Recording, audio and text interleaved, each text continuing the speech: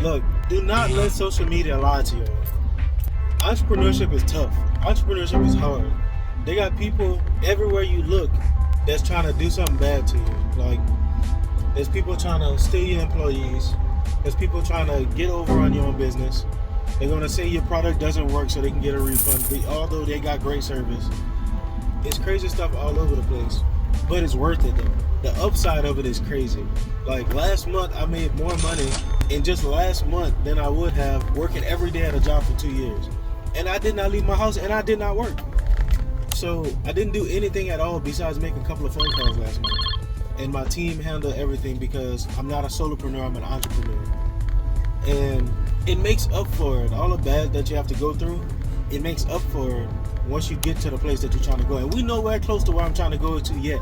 But I'm looking forward to it. I'm looking forward to the new problems. They say more money comes more problems. I'm looking forward to those problems.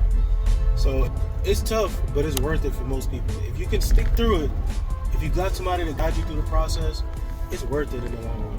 So look, if y'all want to start your own business, or if y'all want to grow a business, if you're not making $100,000 yet per year, $100,000 is easy. I can tell you, there's a couple of things that you're not doing. The reason why you ain't making $100K yet. $100,000 is only $8,000 per month. I made $8,000 a month at a job. If you can't make $8,000 per month, you're missing out on something. And I'm gonna show you what that is. So we have an entrepreneurship coaching program coming up. I'm gonna show y'all how to grow your business from where it is right now to $250K per year at least. So if y'all interested in that, comment the word first business below, and I'm gonna take care of you.